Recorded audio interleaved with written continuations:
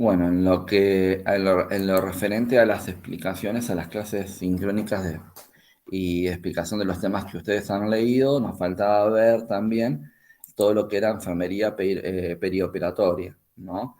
Todo esto que hace a la atención del paciente y las funciones que tiene la enfermera en cualquiera de las etapas del perioperatorio, ¿no? Cuando hablamos del perioperatorio estamos hablando de todas las fases que va a tener la etapa operatoria del paciente, ¿no? En perioperatoria del paciente, que va a ser, vamos a ver que va a estar dividida en tres fases: en la fase preoperatoria, en la fase intraoperatoria y en la fase postoperatoria, donde el enfermero en este caso va a tener un rol diferente, vamos a decir, en cuanto a la participación, en cuanto a las intervenciones en cada uno de ellos, ¿no? En donde en algunos lugares va a estar más activo, en alguna fase va a estar más activos con el paciente específicamente, y en otra fase vamos a ver de que va a tener más que nada un rol administrativo, ¿no? Y no tanto contacto con el paciente, porque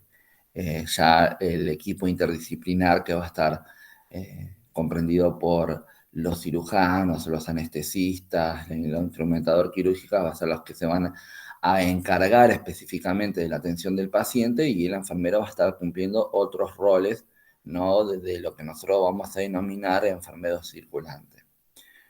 Entonces me dice, en este caso, vamos a identificar quién es el paciente quirúrgico, y me dice que va a ser aquella persona que se va a someter a una intervención quirúrgica, lo que implica, en este caso, la apertura del cuerpo, ¿no? Porque vamos a ingresar el cuerpo del paciente para tratar de resolver algún tipo de problemática de forma deliberada y planeada, ¿no? O sea, se va en este caso, deliberar y planificar, en este caso, la cirugía, ¿no? Y para poder resolver algún tipo de problemática. Me dice, con el fin de tener un proceso patológico, aliviarlo o eliminarlo, ¿no? Me dice, en este caso, supongamos, me dice, detener un proceso sería tratar de intervenir para que una enfermedad no siga avanzando y nos me siga, en este caso, generando algún tipo de complicación, como por ejemplo los bloqueos que se pueden llegar a generar a nivel nervioso, ¿no? Donde el cirujano va a ingresar, va a hacer en este caso, una cirugía quizás menor, y va a cortar esa ramificación nerviosa para que no me siga, supongamos, percibiendo esa sensación de dolor.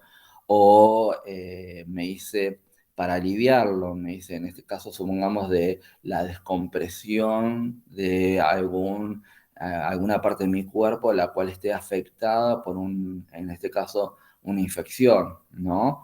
O supongamos en el paciente gran quemado, que se genera, después vamos a ver lo que es el síndrome compartimental, en donde yo tengo que generar, en este caso también, cortes para poder descomprimir esa zona que se está, vamos a decir, dematizando en forma exagerada, para que no haya mayores daños. Y me dice, o eliminarlo, esto de que, bueno, a ver, tengo un paciente con un tumor, ¿no? Y bueno, una vez que fue identificado ese tumor, agarro y trato de extirparlo, ¿no? Y de esa manera estarían, en este caso, resueltos los objetivos de esta cirugía. Entonces me dice, ¿cuáles serían los objetivos de las cirugías del acto quirúrgico? Puede ser un objetivo de diagnóstico, o un objetivo eliminador, un objetivo constructivo, un objetivo reconstructivo, un objetivo paliativo o un objetivo de trasplante, ¿no?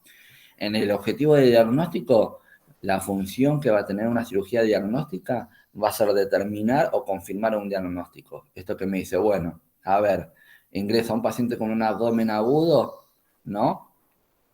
Nosotros vemos que el paciente tiene un abdomen en tabla, vemos que tiene dolor, no sabemos qué es lo que le pasó, el paciente nos hace referencia tampoco de eso. ¿Y qué hacemos? Bueno, el cirujano abre el abdomen para ver qué es lo que está sucediendo dentro en este caso, la zona abdominal. Entonces, y hacer un diagnóstico de lo que está pasando.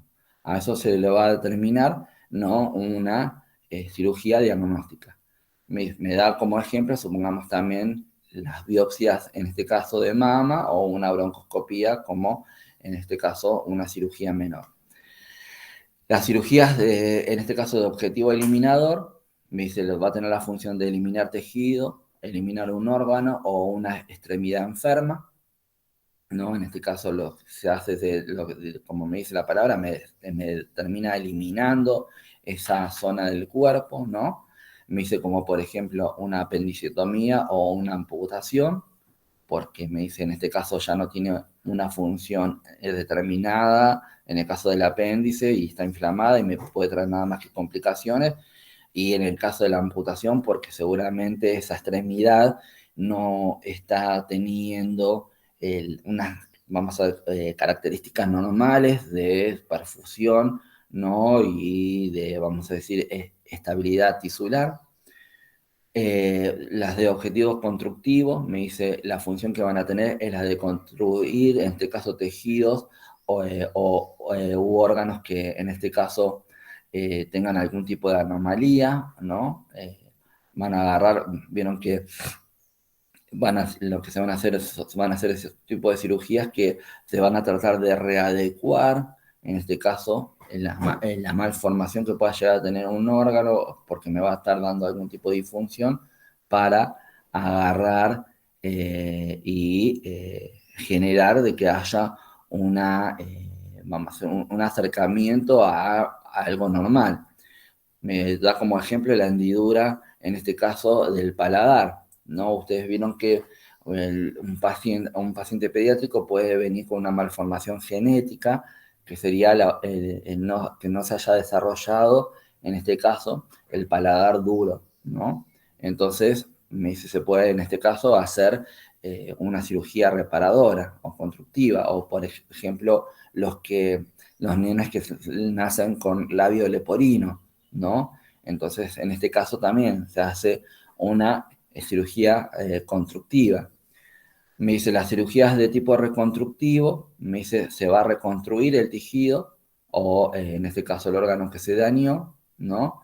Como por ejemplo me dice un paciente quemado, en donde lo que se trata de hacer no solamente tratar la quemadura, sino tratar de reparar, en este caso, el daño que se generó en la piel mediante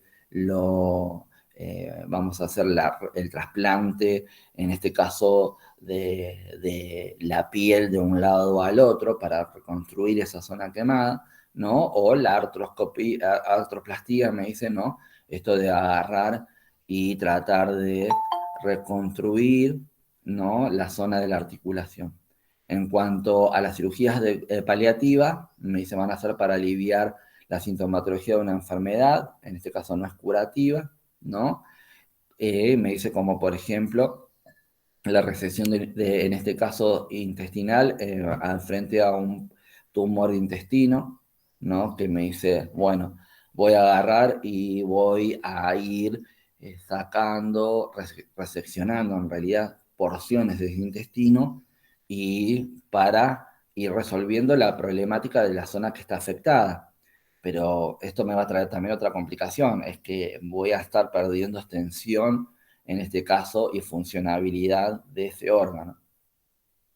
Y la que tiene objetivo como objetivo el trasplante, me dice que la función va a ser reemplazar órganos, ¿no? Y en este caso, establecer, ¿no? O restablecer una función determinada, ¿no? Como por ejemplo, el trasplante cardíaco, el trasplante renal, el trasplante hepático, el pulmonar, que lo que se hace es sacar ese órgano que está disfuncionante, ¿no? O que está muy enfermo, y colocar, ¿no? De un paciente, en este caso de una persona donadora, ese pulmón que tiene en este caso las características funcionales intactas, ¿no? Y puedan servir para reemplazar ese órgano que está sumamente enfermo.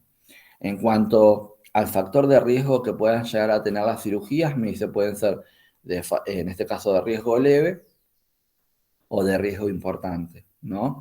Me dice la de riesgo leve, me dice son aquellas que tienen un mínimo de agresión física, ¿no? Con un mínimo riesgo. Van a ser las cirugías que nosotros vamos a denominar cirugías menores, ¿no? En donde, si bien se tiene que intervenir el cuerpo del paciente, pero no, esa cirugía no me va a determinar de que el paciente se me pueda llegar a morir en el acto quirúrgico, ¿no? Eh, Recuerden de que eso va a ser un determinante, la posibilidad o no de que el paciente se me complique durante la cirugía y que pueda, en este caso, fallecer, ¿no?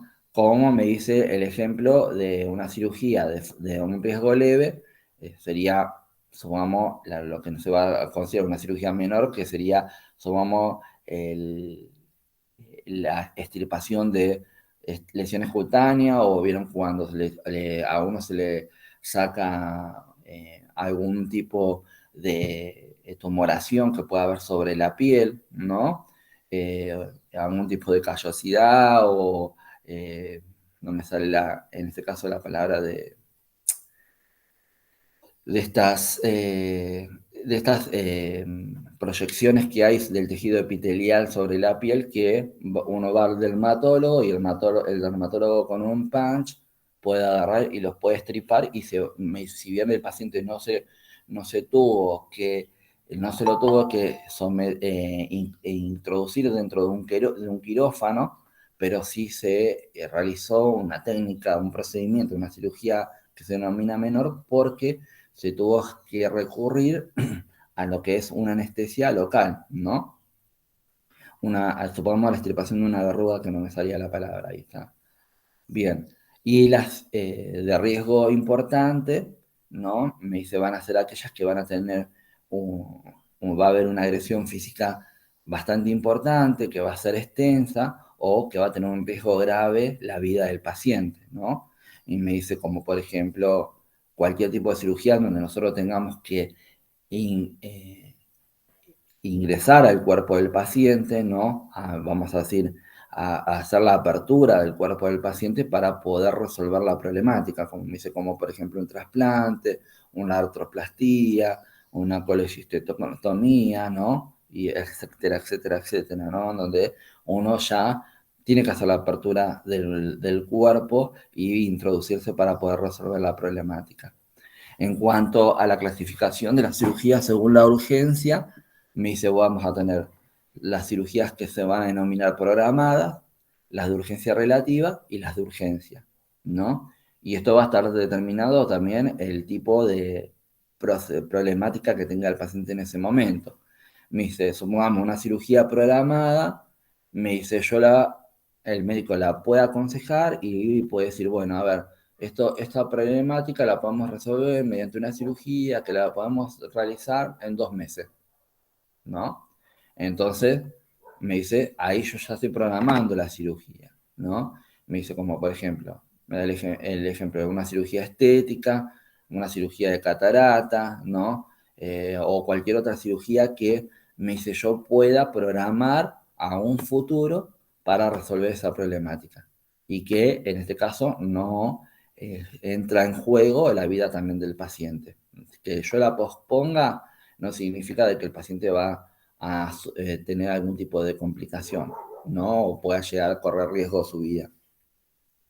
La de urgencia relativa me dice, es aquella que me dice, hay que realizarla, pero tengo también un tiempo para realizarla. Me dicen, puedo operar 1 o 2 días. Esto que agarra, viene el paciente, viene el paciente y con un trastorno cardíaco se le hace una cinecoronariografía para ver si tiene las arterias obstruidas o no, y tiene esa obstrucción, pero no se puede resolver con una angioplastía y hay que hacer, supongamos, un bypass coronario que no es de urgencia. Bueno, agarro y yo ya puedo programar al paciente para al otro día, sin tener que llamar al equipo de cirugía inmediatamente, lo puedo programar al otro día, o me dice esperar 48 horas para realizar la cirugía, ¿no? O supongamos esto que dice la amputación por gangrena. Viene un paciente con pie diabético, y vemos que él tiene sus extremidades inferiores, en este caso presencia de gangrena y hay que agarrar y hay que amputar, en este caso, esos deditos, ¿no? O parte de esa extremidad. Bueno, se puede programar, me dicen, ¿va a correr riesgo la vida del paciente? No, pero es necesaria resolverlo lo antes posible para que no siga progresando y no tenga la posibilidad, sí, después de comprometerme en la vida del paciente. Y las de urgencia, me dice, son aquellas que se van a realizar, se tienen que realizar de forma inmediata, ¿no? Supongamos un paciente que ingresó con un politraumatismo, ¿no? Y que el paciente se me está descompensando y yo sí o sí tengo que agarrar y hacerle la cirugía, ¿no? Para ver, ¿no? Esto, subamos una laparotomía y ver qué es lo que ha pasado y por ahí decimos, bueno, tuvo estallido de vaso o se lesionó el hígado o se lesionó el páncreas, lo que sea, y eh, había que resolverlo en forma rápida. O me hice una urgencia obstétrica, esto que el paciente agarre y traiga alguna complicación o esté ya sobre el parto y haya que hacerle, en este caso, una cesárea. O el paciente que entra por dolor abdominal y se dan cuenta de que el paciente tiene una obstrucción intestinal importante o una rotación del intestino en donde haya que hacerle la cirugía sí o sí, porque sabemos que si esa obstrucción intestinal continúa, puede correr riesgo la vida del paciente, porque se puede, en este caso, generar la ruptura del intestino y generarme todo una sepsis producto de la diseminación de la materia fecal dentro del abdomen. La aneurisma, que sería la ruptura de, en este caso, de una arteria, es súper urgente, uno lo tiene que resolver de forma inmediata porque si no el paciente se me puede morir, en este caso, desangrado, ¿no? Y así sucesivamente, va a haber diferentes tipos de cirugías que van a estar contempladas en la urgencia que van a tener, ¿no? Si las puedo programar y en qué tiempo las tengo que programar o si las tengo que hacer de forma inmediata. Entonces me dice en este caso que la enfermería perioperatoria va a tener tres fases, ¿no? Cada fase va a tener un inicio y una finalización. Me dice, las tres fases van a ser la fase, en este caso, preoperatoria, que me dice que se va a iniciar desde el momento que el paciente ingresa o se planifica la cirugía y ingresa al servicio, hasta que ingresa al quirófano. O sea, la finalización de la fase preoperatoria va a ser cuando el paciente está camino al quirófano e ingresa al quirófano.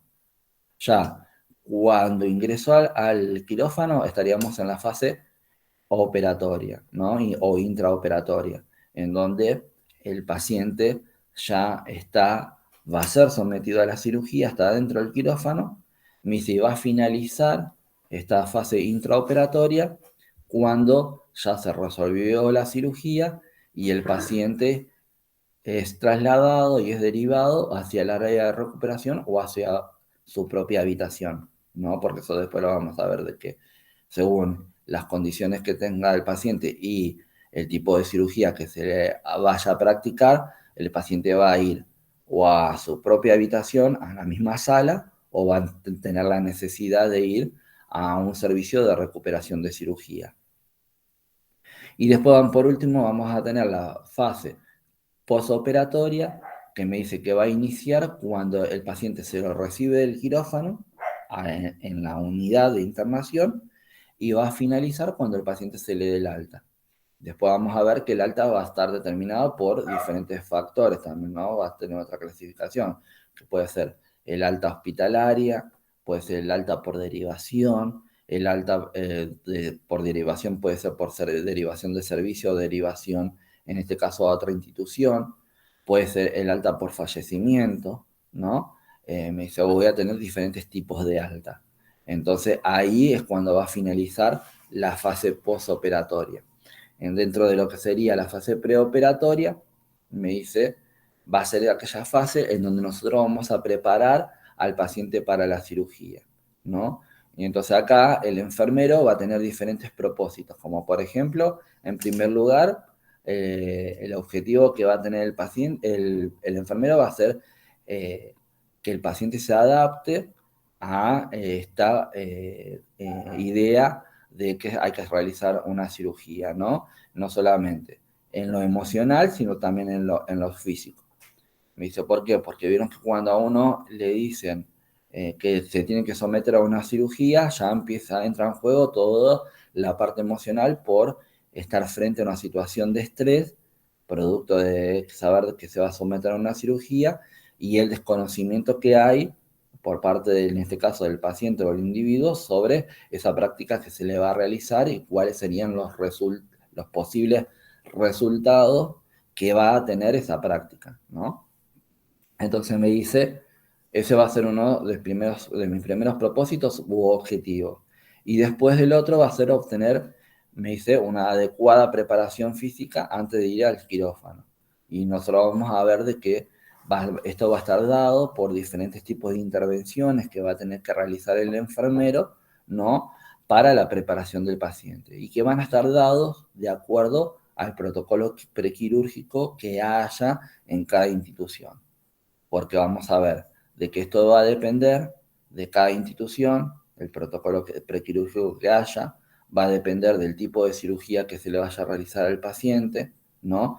Va a depender del tipo de anestesia al cual va a ser sometido el paciente, ¿no? Y va a depender también de, en este caso, el estado del paciente. Lo que siempre vamos a encontrar van a ser diferentes tipos de protocolos, que estos protocolos pueden llegar a ser protocolos que son estandarizados, ¿no? Porque me dice que son estandarizados, porque me dice van a poder ser aplicables a todos los pacientes, independientemente del tipo de cirugía que se le vaya a realizar, o vamos a tener protocolos específicos para cada tipo de cirugía, ¿no? Según la especialidad. Porque acá supongamos, el médico cirujano nos va a decir, nos va a ayudar en el armado de este protocolo para decir, bueno, a ver, si al paciente le vamos a operar, supongamos, de una cirugía ginecológica, vamos a tener que tener esta preparación. Si lo vamos a operar de una cirugía cardiovascular, el protocolo va a ser diferente, porque vamos a tener que prepararlo en diferentes aspectos.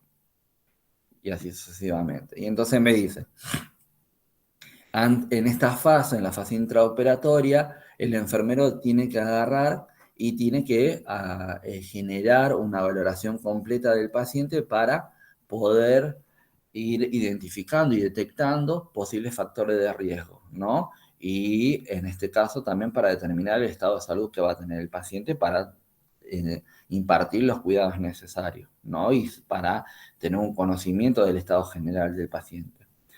Me dice, ¿cuáles serían los factores de riesgo que me pueden, en este caso, complicar, ¿no? Y que nosotros, en la cirugía, y que nosotros tenemos que tener en cuenta previo a que el paciente ingrese al área quirúrgica? Van a ser, en primer lugar, la edad avanzada, ¿no? Porque sabemos que el paciente a mayor edad, me dice, mayor cantidad de trastornos, en este caso, a nivel fisiológico va a tener, ¿no? Dada por el avance cronológico de la edad y el deterioro lógico que se va a generar en cada una de esas etapas de la edad. Entonces, cuanto más edad tenga, mayor riesgo quirúrgico va a tener. De hecho, vamos a ver que pacientes de más de 70 años ya se delibera la necesidad real de someterlo a una cirugía porque es un factor de riesgo bastante elevado, ¿no? Porque no va a tener un buen manejo, en este caso, de la anestesia, y puede llegar a generar diferentes tipos de trastornos después a nivel orgánico. Me dice, otro factor de riesgo es la obesidad, ¿no? También la obesidad, porque la obesidad, cuando vimos obesidad, vimos que nos traía diferentes tipos de trastornos a nivel de los diferentes aparatos y sistemas.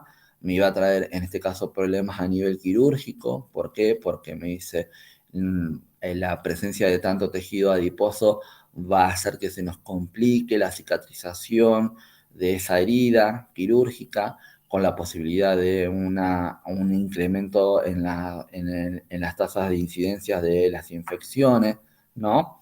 y en la recuperación del paciente. Otro factor de riesgo va a ser la malnutrición, ¿no? Por esto que habíamos visto también, de que cuando el paciente está malnutrido, me dice, no se favorece la reconstitución tisular, la cicatrización, ¿no? Entonces voy a tener también mayor riesgo de infecciones, ¿no? ¿Por qué? Porque al estar el paciente malnutrido, desnutrido, va a tardar más en generarse la cicatrización y no solamente eso, sino que voy a tener, me dice, a mayor, vamos a decir, tiempo de cicatrización, mayor posibilidad de que se me infecte la herida, ¿no? Y encima tengo el sistema inmunológico deteriorado por la malnutrición, entonces se me complica el manejo de la herida quirúrgica. Me dice, otro factor de riesgo es la deshidratación y el desequilibrio electrolítico. ¿Por qué en este caso? Porque sabemos que en la deshidratación el paciente tiene una disminución de su volemia y si nosotros lo tenemos que someter a una cirugía, el paciente va a perder sangre, va a seguir perdiendo volumen de sangre, ¿no? Y va a incrementarse la hipovolemia. Entonces, en este caso, al paciente va a tener que sobrehidratarlo, va a tener que, en este caso, hacerle más transfusiones de sangre para poder recuperar la volemia, para poder recuperar todos estos componentes de la sangre y que el paciente no sufra ningún tipo de complicación. Lo mismo pasa con el desequilibrio electrolítico, ¿no? Esto de la pérdida de estos iones, ¿no? Que están en la sangre y que producto de la cirugía se pueden, en este caso, disminuir. Después otros factores de riesgo son los trastornos cardiovasculares, ¿no?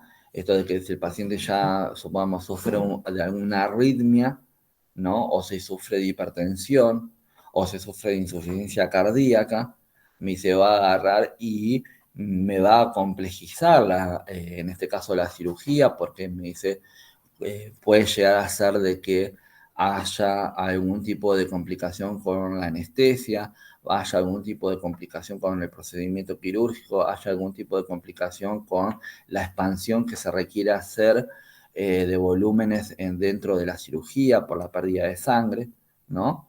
Me dice otro factor de riesgo son los trastornos respiratorios. De hecho, me dice, supongamos ustedes van a ver de que si el paciente previo a la cirugía tiene alguna sintomatología gripal, al paciente no se lo va a someter a la cirugía. ¿Por qué? Porque nosotros vamos a ver que si ese paciente tiene que ser sometido a una anestesia general, hay que deprimirle el sensorio, entubarlo, someterlo a asistencia respiratoria mecánica durante todo el proceso quirúrgico y someterlo a la anestesia. Y todo esto me puede traer complicaciones a nivel respiratorio, ¿no? Complicaciones no solamente en la difusión de gases, sino también en, vamos a decir, el destete del respirador, ¿no? O sea, esto de poder sacarle el respirador antes de que el paciente salga de la cirugía, o sea, antes de que salga del quirófano. Entonces me dice, cualquier trastorno respiratorio que traiga el paciente me va a incrementar también el riesgo de la cirugía. El paciente con diabetes mellitus, ¿no? Por la mala utilización de la glucosa, ¿no? Nosotros sabemos que la glucosa es importantísimo para la vida celular y para el desarrollo tisular y para una buena cicatrización. La disfunción renal y hepática, ¿por qué? Porque me dice, en este caso es un factor de riesgo porque la anestesia, me dice, se va a metabolizar, ¿no? A nivel del hígado y se va a excretar, en este caso, por el riñón. Si yo tengo un hígado disfuncionante, tengo un riñón disfuncionante, a mí la anestesia me puede generar diferentes tipos de toxicidad en el organismo por no poder ser eliminada. Bien, y me dice, después otros factores de riesgos como el alcoholismo y el tabaquismo. El alcoholismo por el tema de que el paciente, en este caso, tenga que estar internado, ¿no? Y que tenga que estar, en este caso, en una fase de recuperación prolongada, en donde por ahí el paciente puede ya hacer abstinencia, en este caso al alcohol, y el tabaquista porque ustedes saben bien que ya habíamos visto cuando habíamos valoración de la función respiratoria que el fumar o el paciente fumador tiene muchas consecuencias sobre su función respiratoria desde el daño que genera el humo y la nicotina sobre la mucosa bronquial, ¿no? Entonces, todos estos son complicaciones, son todos factores que me pueden traer diferentes tipos de complicaciones al momento de la cirugía. Bien, en cuanto a la adaptación emocional del paciente, dice que nosotros los enfermeros tenemos que tener un vínculo empático con el paciente, ¿no? Desde el momento de la internación, para que el paciente, en este caso, pueda tenernos confianza, nos pueda comentar, en este caso, sobre todas sus preocupaciones, ¿no? Sobre las dudas que pueda llegar a tener, para poder no solo recabar la información que nosotros necesitamos recabar, ¿no? Porque si yo agarro y no lo saludo al paciente, lo trato mal o lo destrato y voy y después quiero valorarlo y quiero recoger datos, no los voy a poder recoger porque el paciente no va a ser un paciente colaborador porque yo no tuve esa apertura para con él como para generar, ganarme su confianza. En cambio, si yo ya lo atiendo bien desde el primer momento, me presento, estoy continuamente en la expectativa de las necesidades del paciente y tengo voy generando una buena relación con el paciente, ¿no? Voy a agarrar y voy a tener mayores respuestas y voy a tener una mayor colaboración. Bien, dice, vamos a responder solamente preguntas de las cuales estoy segura que puedo responder, ¿no? Porque ustedes saben bien que van a haber, en este caso, diagnósticos que por ahí la familia no quiere que el paciente sepa, entonces yo no puedo brindar más información de la que por ahí les tengo permitido dar, en este caso, revelar o dar al paciente. Entonces, y incluso me dice, si supongamos que el paciente me esté a mí solicitando alguna información porque no sabe cómo es la cirugía o porque tiene dudas con respecto a esa cirugía, si yo no estoy bien interiorizado sobre el procedimiento quirúrgico, sobre sus resultados o sobre, en este caso, algo particular sobre esa cirugía, no puedo estar respondiendo porque no puedo, vamos a decir, sanatear al paciente. O sea, porque el paciente nos está preguntando a nosotros para sacar sus dudas y encima nosotros estamos dándole una información que no es la que corresponde, porque no estoy, en este caso, yo mismo seguro como enfermero qué tipo de cirugía es. Entonces me dice, yo tengo que tener cuidado con estas cosas y brindar la información que sea necesaria. Dice, vamos a orientar al paciente, ¿no? Cuando hablamos de la orientación al paciente, estamos hablando, en este caso, de sí explicarle que va a ir a una cirugía, qué día va a ir a la cirugía, cómo se va a tener que preparar, cómo vamos a aplicar estos protocolos del preparado prequirúrgico, ¿no? Qué es lo que va a pasar después de salir del quirófano, si va a volver a la habitación, si no va a volver, ¿no? Hacer toda una orientación con referencia a todo el entorno en donde se está incorporando el paciente. Me dice, vamos a tratar de evitar también las comparaciones con otros pacientes, o sea, no decirle, no, bueno, no te preocupes porque todos los pacientes que vienen a operarse de esto salen bien, porque sabemos que cada sujeto es un sujeto particular y si el paciente nosotros empezamos a hablarle sobre pacientes anteriores, nos va a empezar a indagar y puede llegar a ser que los resultados no sean los óptimos y esa información no sea beneficiosa para el paciente, ¿no? También vamos a hablar sobre en el paciente, en esto de la orientación, qué va a suceder con sus objetos personales, ¿no? Esto que le vamos a explicar, bueno, puede llegar a ser que el paciente venga solo, o el paciente esté acompañado por su familia. Entonces, bueno, vamos a agarrar y le vamos a explicar si está solo, que el momento antes de que vaya al quirófano, vamos a ordenar todas sus pertenencias, la vamos a a ubicar en su bolso, en su bolsa, o vamos a proveerles nosotros una bolsa de las de consorcio o de limpieza que nosotros tenemos le podemos pedir al personal de maestranza o que podemos ya tener en el óxido de enfermería para colocar todas sus pertenencias y decirle, no te preocupes porque cuando vos te vayas al quirófano, nosotros te vamos a resguardar tus pertenencias y hasta que no salgas no la vamos a tener nosotros.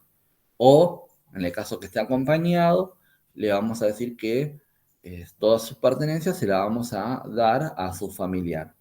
¿Mm?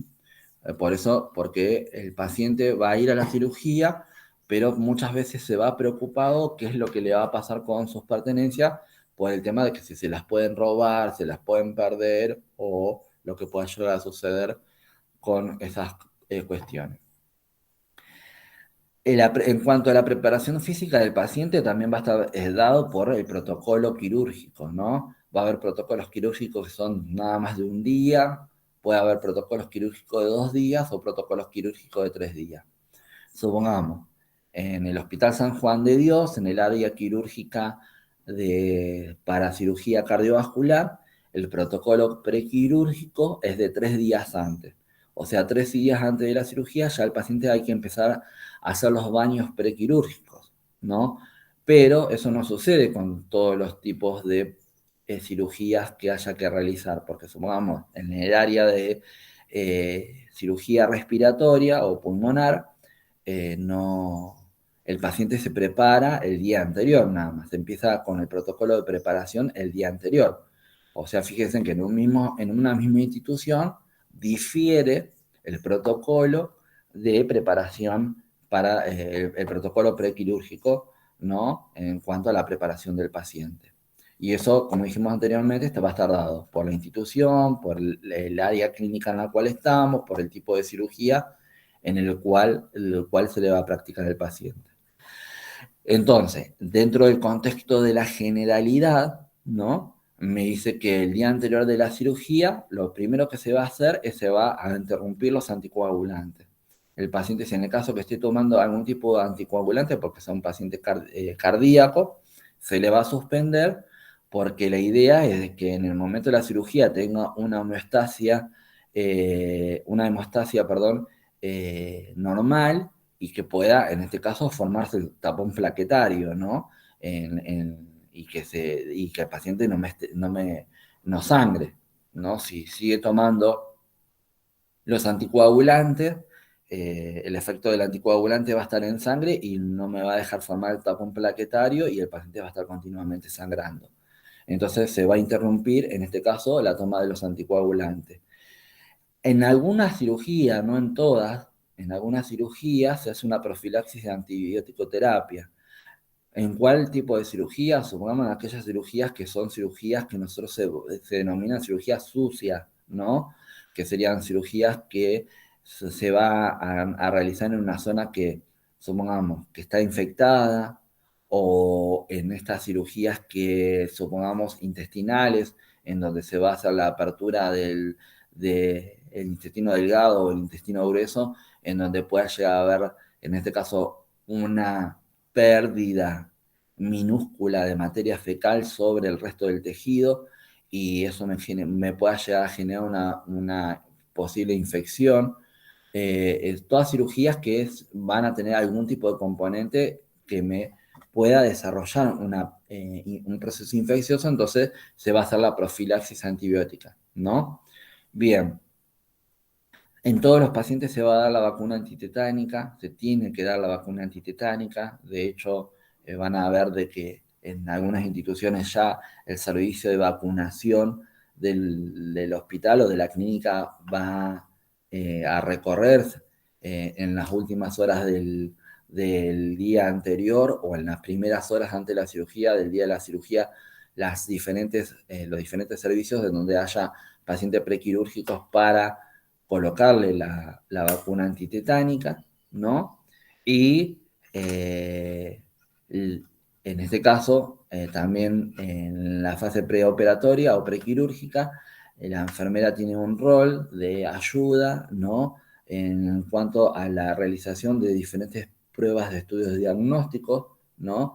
No solamente en la preparación, porque puede llegar a ser de que haya pruebas diagnósticas en las cuales el paciente haya que prepararlo previamente, sino también en vamos a decir, en la realización de esa prueba diagnóstica, ¿no? Que pueden ser de rayos X, de laboratorio, el electrocardiograma, ¿no?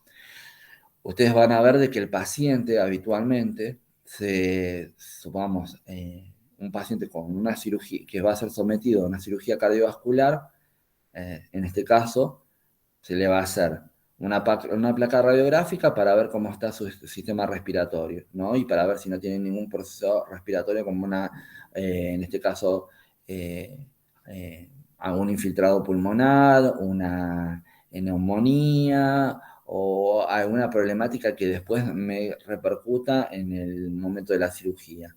Se va a hacer los laboratorios para comprobar el estado general de los componentes de la sangre. Esto de que si no está el valor de los leucocitos, el valor de los eritrocitos, el valor del hematocrito, los diferentes valores de los iones que nosotros vamos a necesitar saber en qué concentración están. Vamos a agarrar y vamos a, a tratar de identificar el tiempo y concentración de protombina, que van a ser en este caso los que me van a facilitar la coagulación de la sangre, se van a determinar los factores de coagulación, el tipo, el tipo de sangre, el grupo de factor que pueda llegar a tener el paciente. Todo eso mediante las pruebas de laboratorio. Se va a hacer un electrocardiograma para ver si el paciente tiene algún tipo de arritmia o no, que me pueda complicar también la cirugía, como dijimos anteriormente. Se lo pueden hacer una interconsulta, supongamos, con el servicio de odontología para ver de que no tenga ninguna infección tampoco a nivel bucal, y en todos casos se trataría de gestionar. En este caso, supongamos que tenga una infección en alguna muela o en alguna pieza dentaria, se haría primero el tratamiento para, en este caso, solventar esa infección, y después recién se lo sometería a la cirugía, porque en este caso es un factor para postergar también la cirugía, en este caso cardiovascular.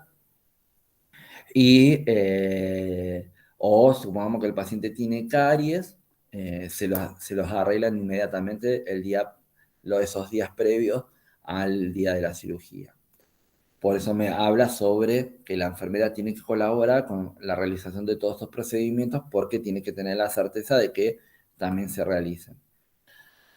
En el caso de que detecte la enfermera de que hay algún signo o síntoma que haya aparecido que me pueda llegar a comprometer el acto quirúrgico, también lo tiene que informar. Me dice, como por ejemplo estornudo, disnea, secreciones nasales, dolor en el pecho, tos o temperatura, en este caso elevada. Son todos signos y síntomas que nosotros vamos a poder detectar el día previo a la cirugía, y si son detectables, las tenemos que informar, porque puede llegar a ser una causal también de, en este caso, postergación de la cirugía. Me dice en la tarde anterior a la cirugía, ¿no? Esto le va a corresponder al turno tarde. También vamos a agarrar, vamos a controlarles los signos vitales y vamos a ver si están en los rangos normales. Si el paciente puede llegar a ser de que, en el caso de que sea un paciente femenino y que tenga, en este caso, esmalte de uña colocados, se lo vamos a hacer que se los retire, le vamos a proveer los elementos, o se lo vamos a retirar nosotros si no puede la persona, porque vieron que hay tendencia de que las pacientes obviamente femeninas, adultas mayores, tengan la tendencia de, antes de venir a internarse para operarse, pasen por la peluquería, pasen a hacerse las uñas y todo lo demás. Entonces es como que estuviesen una salida, preparadas para una salida. Y todas estas cosas me complicarían después, eh, me pueden llegar a complicar la cirugía, porque supongamos, como nosotros les, eh, les reclamamos a ustedes y estamos continuamente en la observación de que no tienen que utilizar eh, esmalte de uña, ¿Cuál es el fundamento? Es que en el esmalte de uña va a haber, en este caso, un medio, se va a generar un medio en donde se van a dosar más fácilmente los microorganismos que me pueden llegar a ocasionar después un proceso infeccioso, ¿no? Entonces, por eso vamos a ver que nosotros le vamos a exigir las uñas cortas, sin esmalte, ¿no? Para evitar en este caso, la diseminación de las infecciones. En el paciente también, el paciente no vamos a verificar el tema del largor de las uñas, pero sí que el paciente no tenga, en este caso, esmalte, ¿no? Vamos a agarrar y vamos a colocar en lo que sería la cabecera de la cama o al pie de la cama, en la hoja de enfermería y en la hoja de indicaciones médicas que el paciente no tiene que consumir nada por boca a partir de tal hora, porque va a tener que estar ayunado, ¿no? Con un ayuno de tanta cantidad de horas según el tipo de cirugía. Entonces ya se sabe que el día anterior a la cirugía el paciente va a recibir una dieta, en este caso blanda, en donde no tenga que, su sistema digestivo no tenga que perder mucho tiempo para digerirla, ¿no? Y después de esa cena, que va a ser muy escasa, va a agarrar y no va a poder consumir más ningún tipo de alimento ni consumir nada, ningún tipo de líquidos. Entonces yo tengo que identificar esta situación para que todos los colegas y para que todas aquellas personas del equipo interdisciplinar que puedan ya tener algún tipo de contacto o interrelación con el paciente, sepan de que no le pueden proveer de ningún tipo de alimento ni de agua. Dice, la tarde anterior a la cirugía también vamos a hacer esto de ayudarle al paciente ya a organizarse con sus pertenencias, ¿no?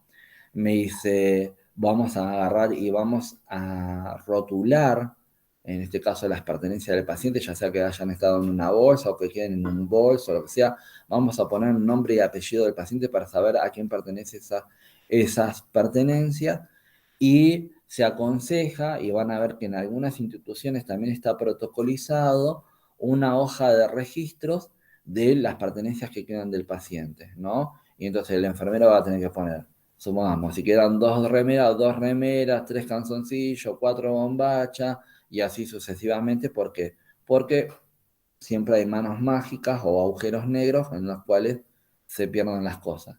Y después al primero que le van a reclamar sobre esas pertenencias perdidas o faltantes va a ser al enfermero. Entonces el enfermero tiene que saber, ¿no? Vamos a decir, cubrirse, cuidar sus espaldas y hacer su trabajo administrativo como corresponde.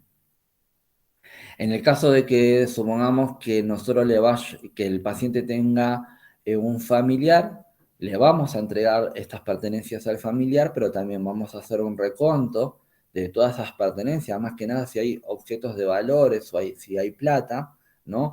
Y lo vamos a dejar asentado en esta hoja que puede llegar a estar protocolizada de entrega de pertenencias del paciente o en el report de enfermería, en donde voy a hacer una nota en donde voy a poner, se deja constancia que se le entrega las pertenencias del paciente fulanita de tal cama, a su familiar, hacemos un recuento de todas las pertenencias que le estamos entregando y al final firma el familiar con la firma, aclaración con letra clara, número de DNI y relación con el paciente, porque nosotros después, así de esa manera, nos salvamos de cualquier tipo de cuestionamiento o de reclamo.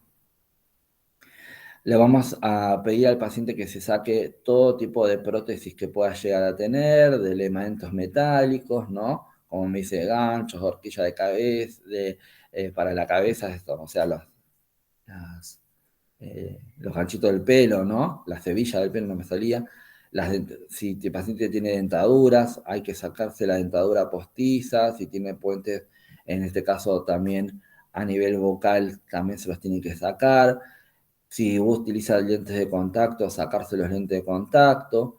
Y bueno, si la bibliografía refiere también si el paciente está con algún tipo de prótesis que pueda ser, en este caso, vamos a decir, retirada del cuerpo del paciente, se la va a retirar. Y vamos a ver que la noche, mayormente la noche anterior, o según el protocolo, porque dijimos que supongamos en los protocolos de cirugía cardiovascular se empieza con 3 días antes, se va a comenzar con lo que serían los baños prequirúrgicos. En el baño prequirúrgico, ¿cómo se van a realizar? Se le va a entregar, en este caso al paciente, lo que sería la iodopovidona jabonosa, ¿no? Que sería este antiséptico en forma jabonosa para poder realizar el baño quirúrgico y poder cumplir con el objetivo de ir reduciendo la carga de la flora bacteriana de la piel, ¿no? Para evitar posibles, en este caso, infecciones. Se le va a dar una toalla limpia, ¿no? Y se lo va a mandar a bañar el paciente a la ducha, ¿no? En el caso que el paciente no pueda deambular, el baño se le va a realizar en cama. Si el paciente puede ir a la ducha, ¿qué hace el enfermero? ¿Lo manda al baño y se queda tranquilo? No. Cuando el paciente va al baño a bañarse, aprovecha y hace el recambio de la ropa de cama. ¿Por qué?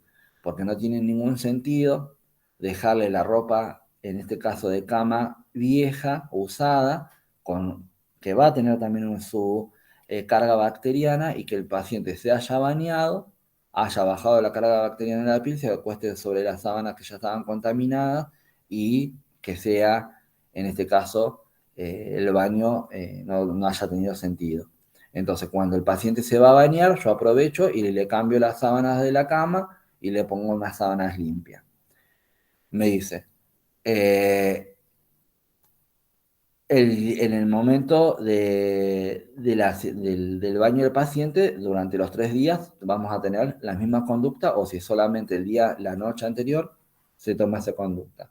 Hay muchos pacientes que por el tipo de cirugía que se le va a realizar, se requiere hacer un enema evacuante. No a todos los pacientes se le hace enema evacuante, va a depender del tipo de cirugía que se le vaya a realizar. Bueno, me dice, lo que vamos a hacer es, vamos a hacer el enema evacuante la noche anterior para que el día de la cirugía el paciente no tenga el intestino ocupado y tampoco, como va a haber una relajación muscular, no por el efecto de la anestesia, tampoco el paciente me ensucie, se me haga caca encima y me contamine todo el campo quirúrgico, ¿no? Bien, vamos a agarrar, muchas veces el paciente es un paciente velludo, ¿no? Y haya que tener que rasurarlo. Antes los rasurados se hacían el día anterior a la cirugía, después por protocolos y normas infectológicas se cambió y el rasurado se hace la misma mañana del día de la cirugía, o sea, va a ser una función que va a tener que cumplir el turno noche del servicio, ¿no? Los enfermeros del turno noche, antes de entregar su guardia, ya tienen que haber rasurado al paciente, o sea, mayormente el rasurado se protocoliza que se haga entre las 4 y las 5 de la mañana. ¿Esto por qué? ¿Qué fundamentación tiene? Porque ustedes saben que los vellos tienen también alto contenido bacteriano. Entonces, cuanto más cercano se haya rasurado al momento de la cirugía, menos crecimiento va a tener, porque también saben que el vello crece rápido. Entonces, al haberse rasurado previo a la cirugía, en el momento del corte de la piel, y voy a poder hacer una asepsia correspondiente y no voy a tener carga bacteriana y me va a favorecer a la posibilidad de evitar las futuras complicaciones por infección de la piel o de la herida quirúrgica. Me dice, si yo no hago el rasurado, puedo tener este tipo de complicación. Bien. Después, el día de la cirugía o la mañana de la cirugía, ¿qué vamos a hacer? va, nos vamos a ocupar en primer lugar de todo, si bien nos tenemos que ocupar de todas las actividades de la sala, pero primero nos vamos a ocupar de los pacientes que van a cirugía. Entonces lo vamos a levantar temprano, lo vamos a mandar a bañar, hacer el último baño prequirúrgico. Y en este caso no solamente le vamos a dar el antiséptico y la toalla limpia, sino le vamos a dar todos los elementos con los cuales se va a tener que cambiar el paciente una vez que se terminó de bañar y se secó, que va a corresponder darle un camisolín o una bata, como le quieran decir, le vamos a dar, en este caso, un gorro y las botas descartables.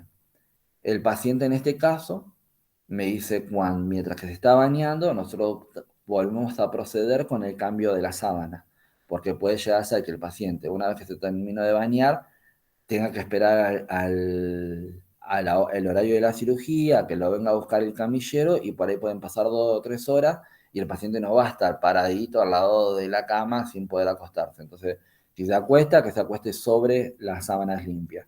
Aunque yo sepa que a las 2 horas yo vaya a tener que descartar esas sábanas porque tengo que preparar la unidad de paciente para otro paciente que pueda venir a ocuparla.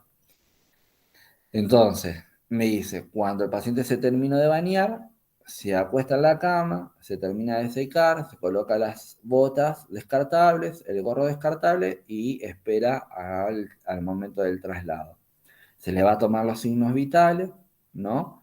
Para ver si hemodinámicamente está estable.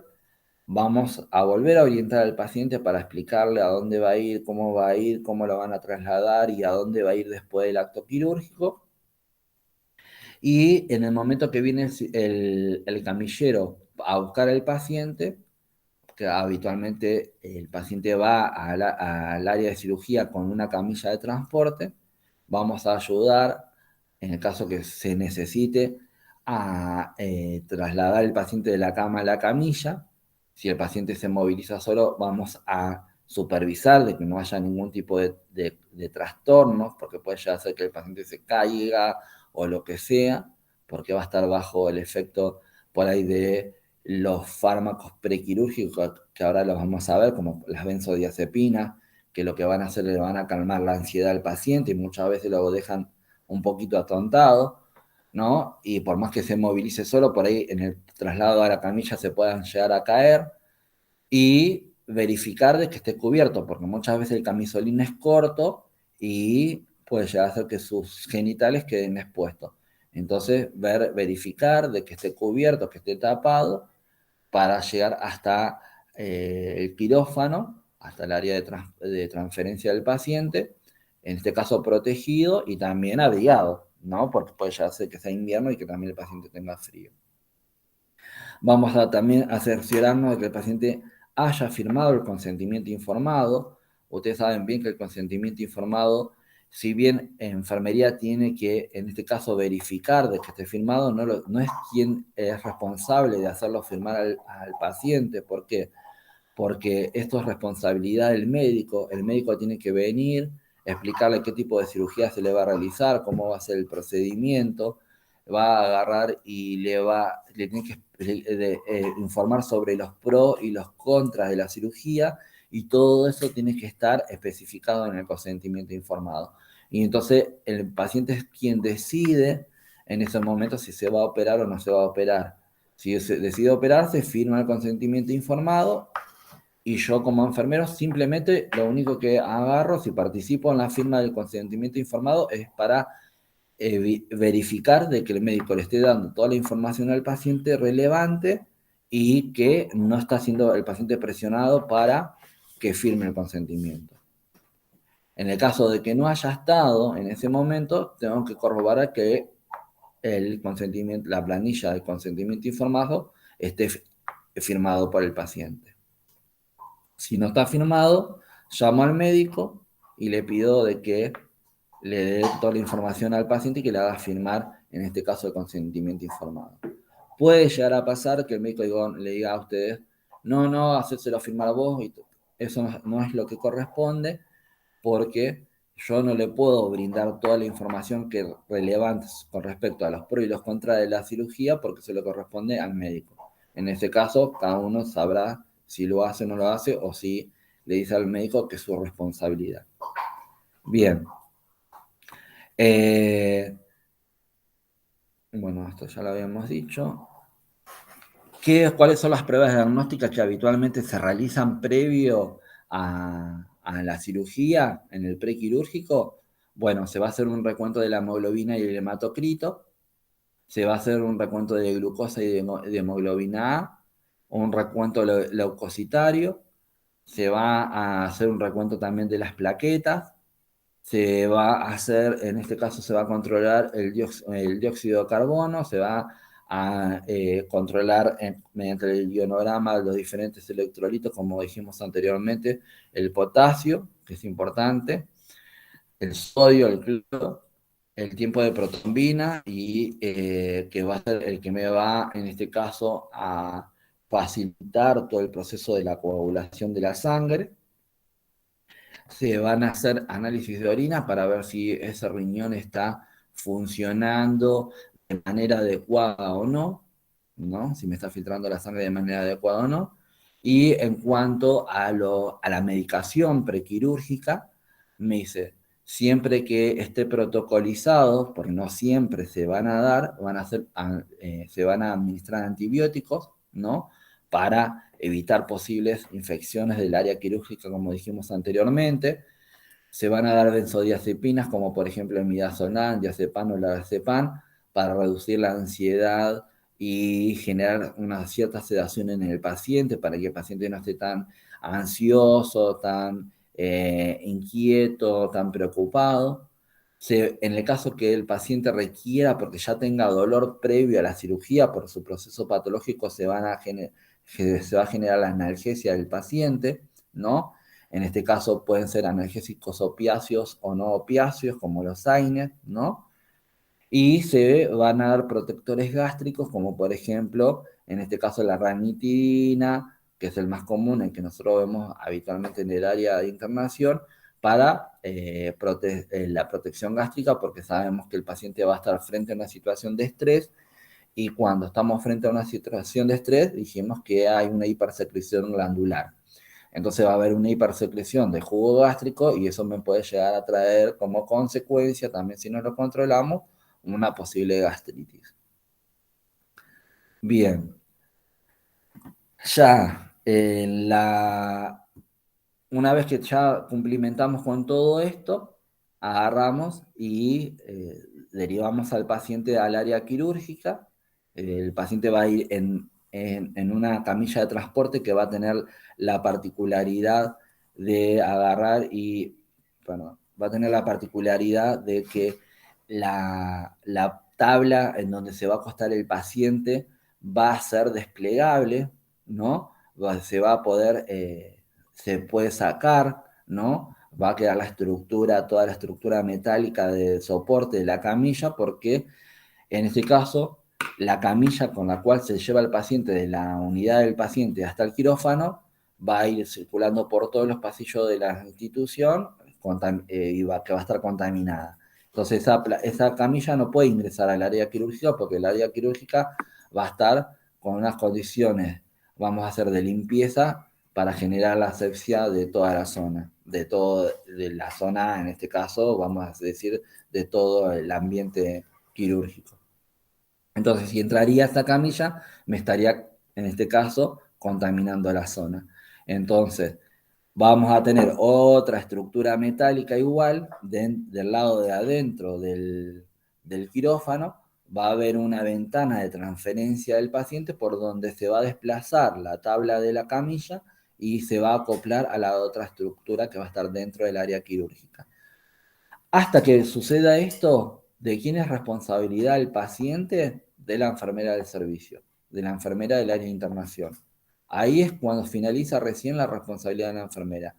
Por eso es aconsejable siempre de que por más que venga el camillero a buscarlo para llevar el paciente al área quirúrgica, debería de ser acompañado por un enfermero. ¿El enfermero para qué? Simplemente para llevar la historia clínica, no, para verificar de que el paciente llegue en condiciones al quirófano, porque Ahí recién va a terminar la responsabilidad del enfermero. Supongamos que al camillero se le cae el paciente de la camilla, si bien es responsabilidad del camillero, pero es responsabilidad del enfermero del servicio. Entonces, por eso siempre se aconseja de que el enfermero acompañe al camillero y al paciente hasta la puerta, hasta el área de transferencia del paciente del quirófano. Ahí es cuando va a terminar su responsabilidad. O supongamos que el paciente en el traslado haga una complicación y haga una parada cardiorrespiratoria. ¿Quién lo va a asistir al paciente? ¿El camillero o no? Entonces, es responsabilidad del enfermero. Bien, entonces, ¿cuándo empieza, en este caso, la fase intraoperatoria? Cuando se recibe el paciente en el área de transferencia del quirófano. Ahí es cuando empieza a cumplir el rol la enfermera de quirófano, ¿no?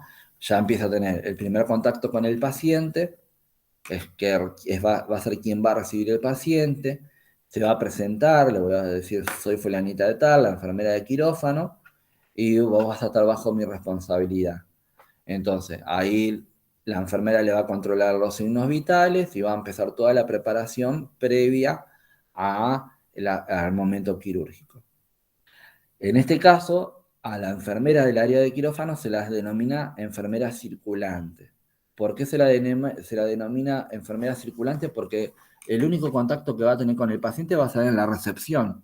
Después, el resto de la responsabilidad la va a tener, como dijimos, el equipo interdisciplinar que va a intervenir con el paciente. Ya no va a ser responsabilidad de la enfermera. La enfermera va a tener otras responsabilidades.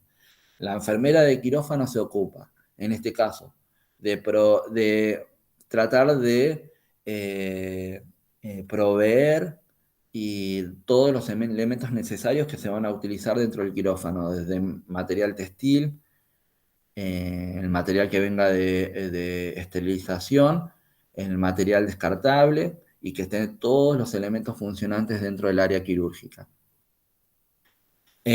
Con respecto al material que viene de esterilización, tiene que comprobar de que estén intactos. ¿Qué significa que estén intactos? Que supongamos el envoltorio, que cada cosa tenga un doble envoltorio, que el envoltorio no esté, en este caso, deteriorado, que no esté mojado, que el comprobante de los testigos de esterilización hayan virado de color y que me estén indicando que ese material está estéril. Lo mismo va a pasar tanto con el material quirúrgico como el textil. Cuando hablamos del material textil estamos hablando de la sábana, las compresas, los camisolines, todo este material de tela que se va a utilizar para cubrir el paciente y para utilizar los médicos o el equipo interdisciplinar que participe en la cirugía. Se va a tener que ocupar del correcto funcionamiento de la camilla de operaciones, de la cialítica. Si ve que hay algún mal funcionamiento, tiene que avisar y llamar al área correspondiente, como sería el área de mantenimiento, para que agarre y que en este caso se genere la reparación de estos elementos. Va a tener que verificar que el monitor multiparamétrico esté funcionando, que el respirador artificial esté en todos los elementos para ser preparado y ser utilizado. Y va a tener funciones administrativas porque va a tener que registrar, en este caso, todos los procedimientos y todos va a ser como si fuese, va a cumplir funciones de vigilancia. ¿Por qué? Porque en aquellas instituciones en donde haya un comité de infectología, este comité de infectología va a hacer, en este caso, checklist para comprobar el correcto uso de las diferentes técnicas asépticas para el manejo del paciente. Entonces, se le va a dar a la enfermera de quirófano un checklist para que agarre y vaya anotando, supongamos, si la instrumentadora quirúrgica se hizo un buen lavado de manos, se utilizó bien, se colocó bien el camisolín, se utilizó barbijo y utilizó gorro, y etcétera, etcétera, etcétera. Lo mismo con el médico, si el cirujano se lavó bien las manos, si se colocó bien el camisolín, si se colocó bien los guantes, en este caso estériles, si respetó la zona, en este caso estéril, si no la respetó, todo marcando en una planilla preformada la información que corresponde. Y durante el acto quirúrgico va a estar circulando, por eso se llama enfermera circulante, dentro del área quirúrgica para ver si se requiere de algún tipo de elemento que se haya agotado o que se haya caído y que no pueda ser utilizado. En realidad, la enfermera no va a asistir al médico cirujano. ¿Por qué? Porque tenemos otra figura dentro del quirófano que es la instrumentadora quirúrgica. La instrumentadora quirúrgica es la que va a asistir al cirujano y a todos los médicos que van a intervenir en el área quirúrgica, en el acto quirúrgico. La enfermera va a asistir a la instrumentadora quirúrgica. ¿Por qué? Porque la instrumentadora quirúrgica tiene, en este caso, la función de tener ya sobre su mesa todos los elementos que se van a utilizar en la cirugía. Pero puede llegar a ser que esos elementos se les agoten o necesite otro que no haya preparado o que se le caigan o lo que sea. Entonces la enfermera, la instrumentadora quirúrgica le va a pedir a la enfermera que le alcance, en este caso, ese tipo de elementos. Entonces va a asistir directamente a la instrumentadora quirúrgica, no al médico. Y ya se va a despreocupar, en este caso, de la atención al paciente, porque para esto va a estar ¿quién? Otro rol.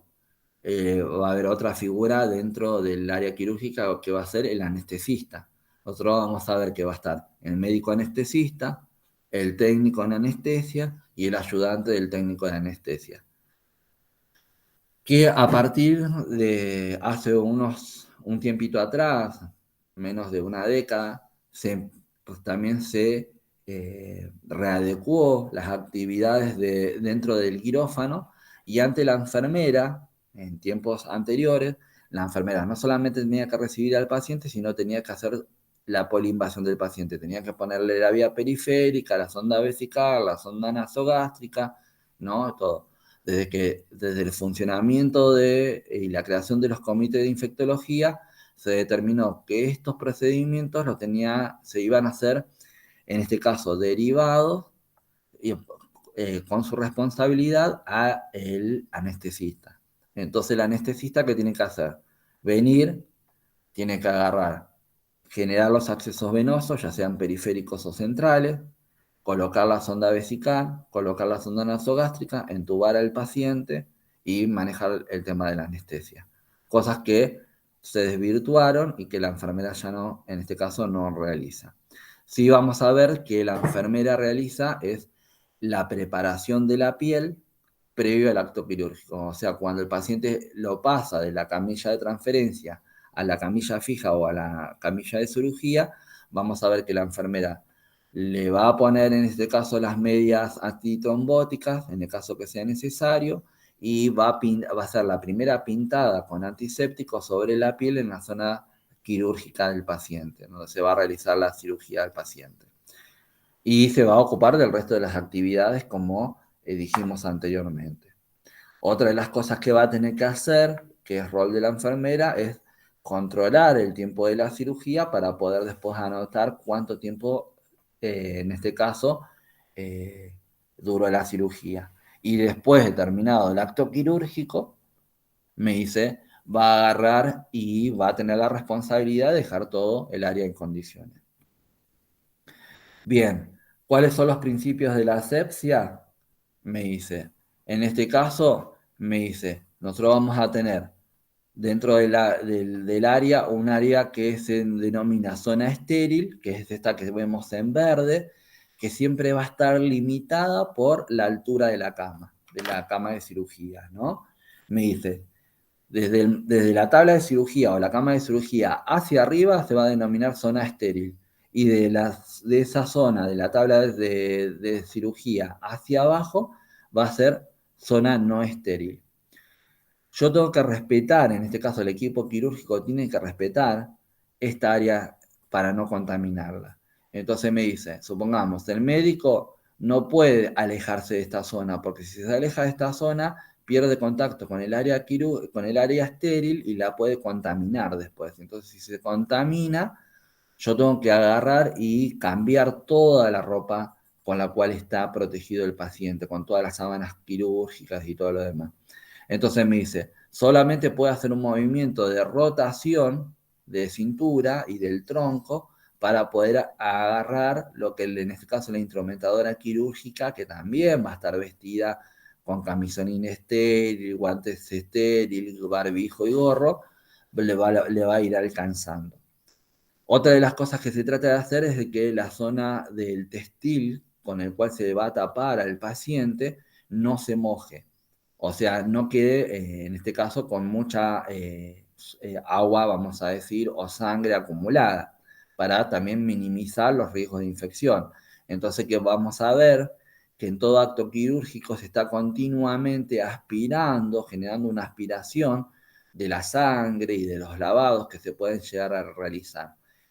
Me dice porque cuanto más húmedo esté, en este caso el textil, más posibilidad de que si hay algún bichito, alguna bacteria o un microorganismo dando vuelta en el ambiente, se adoce a esa zona húmeda, porque le va a favorecer para hacer un medio con un caldo de cultivo. Me dice, en este caso, el personal me dice, tiene que hablar lo menos posible.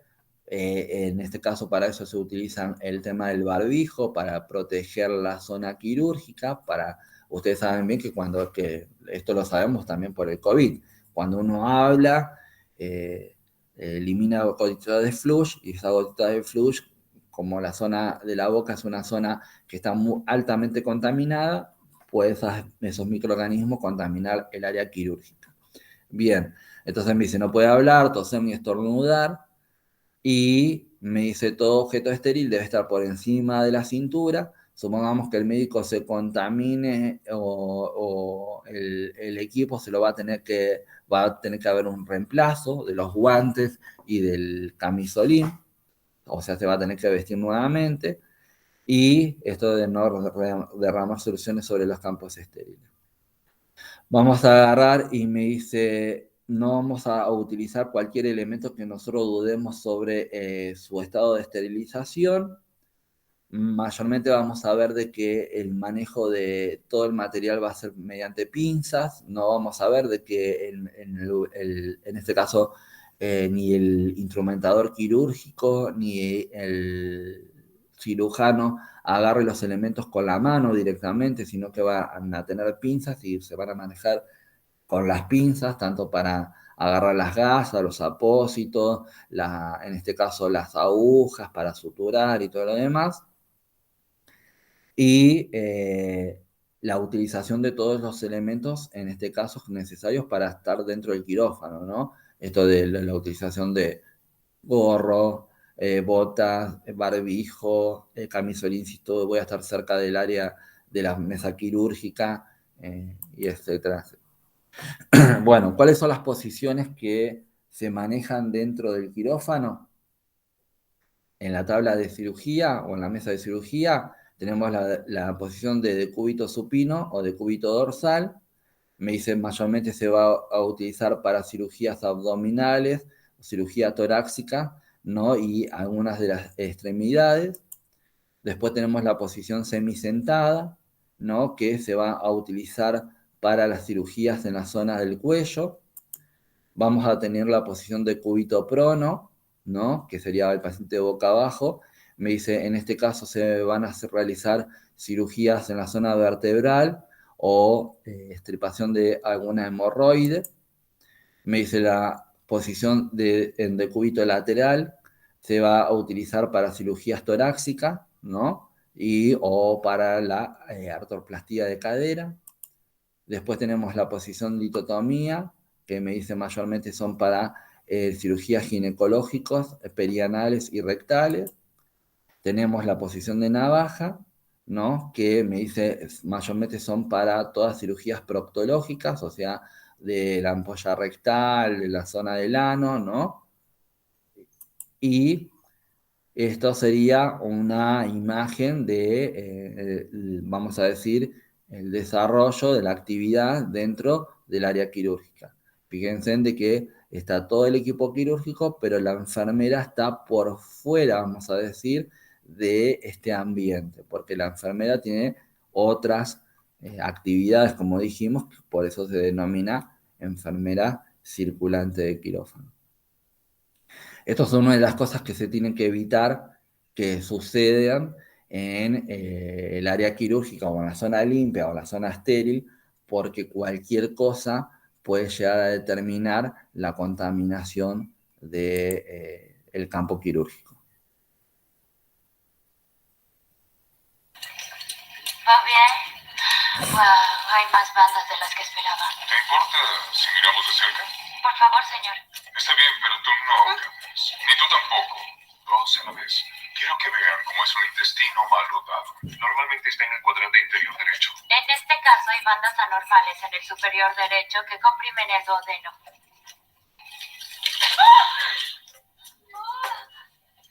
No puede ser. No puede ser. ¡No puede ser!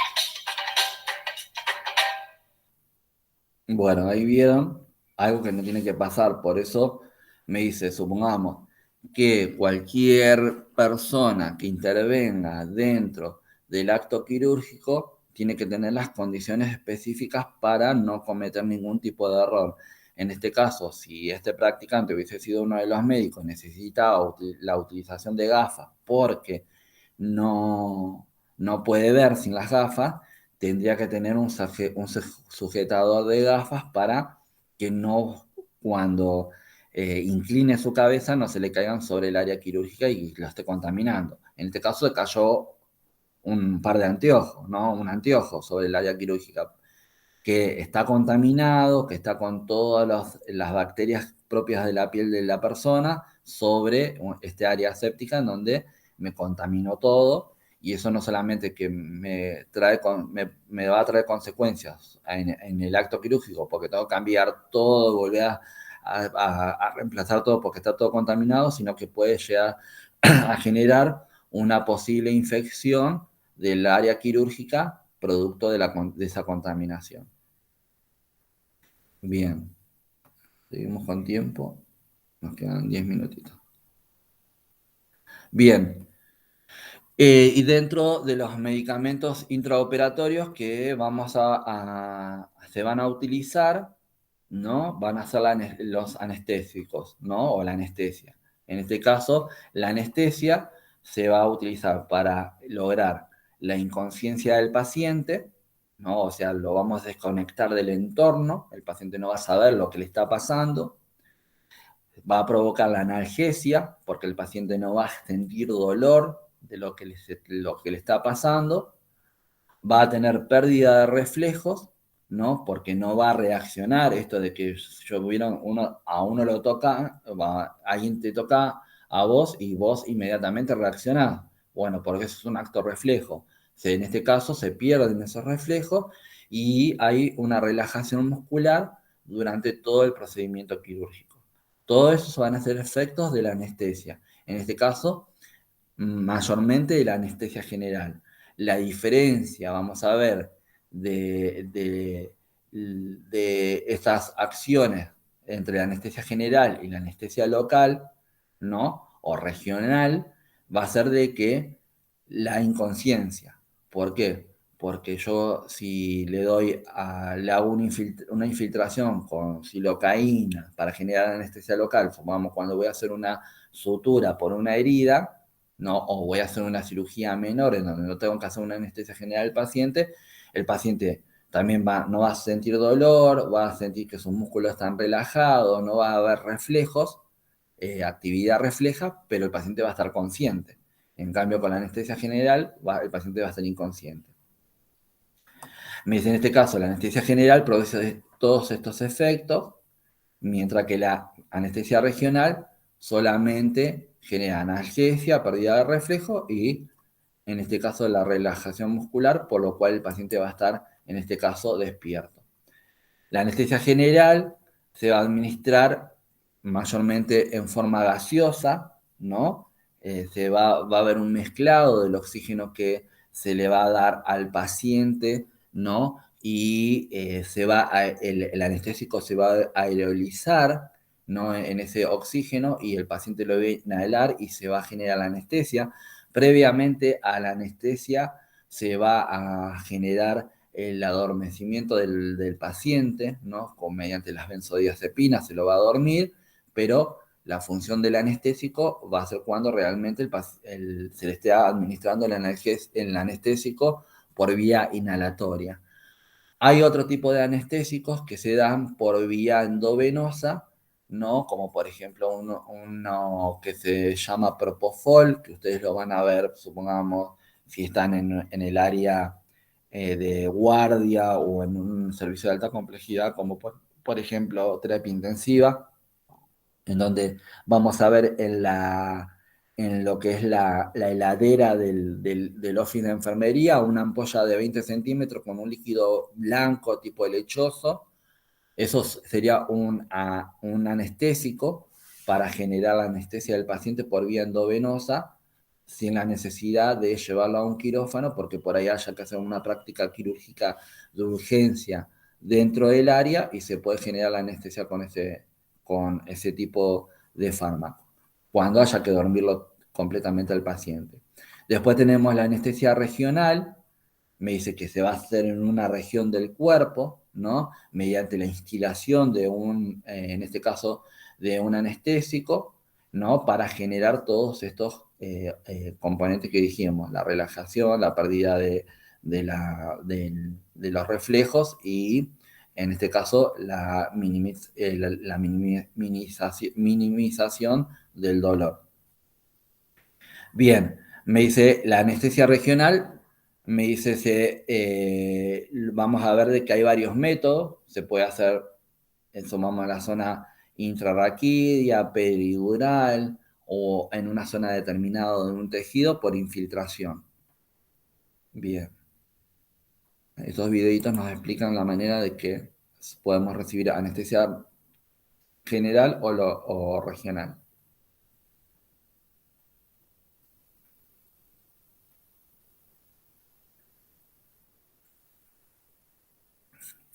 Si va a ser sometido a una operación, se le puede administrar anestesia general para dormirlo y no sentir dolor.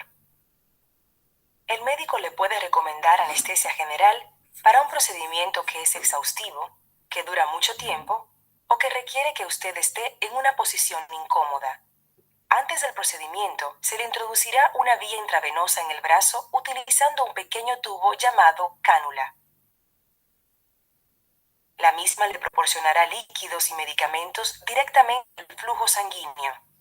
Puede recibir medicamento que lo ayudará a relajarse.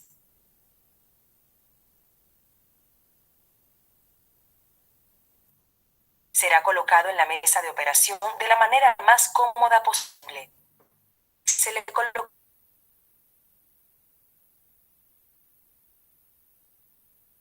un brazalete de presión arterial en el brazo para controlar las lecturas de la presión arterial. Se le colocarán almohadillas autoadhesivas en el pecho para controlar la frecuencia cardíaca y un broche en el dedo para controlar los niveles de oxígeno de su cuerpo.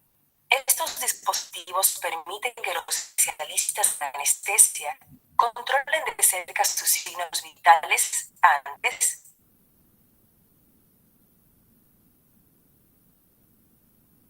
durante y después del procedimiento.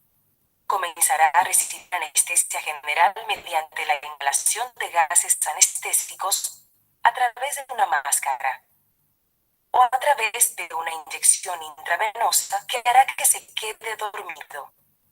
Una vez dormido,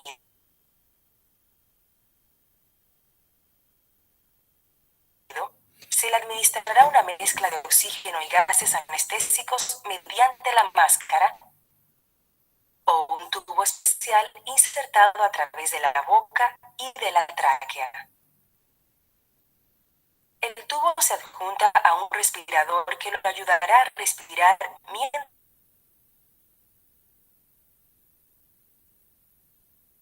los gases en la profundidad de los tejidos pulmonares, los gases son absorbidos en el flujo sanguíneo y transportados por células sanguíneas al cerebro. La anestesia evita que el cerebro reciba mensajes desde los nervios del cuerpo. Como consecuencia, permanecerá dormido y sin dolor durante el procedimiento, y no recordará nada del mismo cuando despierte. Luego de la operación, el especialista anestesia le da medicamentos para revertir el efecto de la anestesia, y usted se despertará rápidamente. Si hubiera colocado un tubo respiratorio, se le quitará apenas puede respirar de manera segura por cuenta propia. Lo llevarán a la sala de recuperación, donde lo controlará de cerca, y en caso de ser necesario, le administrarán medicamento para el dolor. Es posible que se sienta mareado y un poco desorientado, pero esa sensación pasará rápidamente. Una vez que esté estable, será enviado a una sala del hospital o a su casa.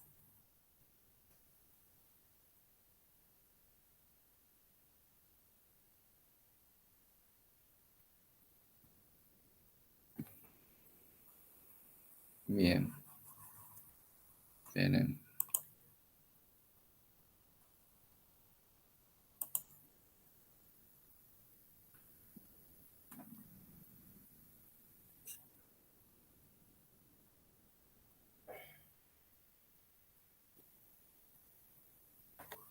Si se va a someter a determinados procedimientos como cirugía de pelvis, cadera o piernas, puede evitar la anestesia general y en lugar de ella recibir anestesia peridural o raquídea durante el procedimiento. La anestesia peridural y raquídea también se utilizan con frecuencia durante el parto. Tanto la anestesia peridural como la raquídea consisten en inyectar el medicamento cerca de la médula espinal. Esto hace que el cuerpo se adormezca desde el pecho hasta los pies. Entre las ventajas de la anestesia peridural y raquídea se puede mencionar la capacidad de permanecer despierto durante la operación y la prevención de riesgos asociados con la anestesia general. Debido a que la anestesia peridural y raquídea raras veces ocasionan disminución de la presión arterial y otros cambios que pudieran requerir tratamiento inmediato, se le colocará una vía endovenosa para que los líquidos o medicamentos puedan administrarse rápidamente. Además, estará conectado a varios monitores para controlar la presión arterial, el pulso y el contenido de oxígeno en la sangre. Antes de recibir anestesia peridural o raquídea, el anestesista usará una solución antiséptica para limpiar el área de la espalda en donde se le inyectará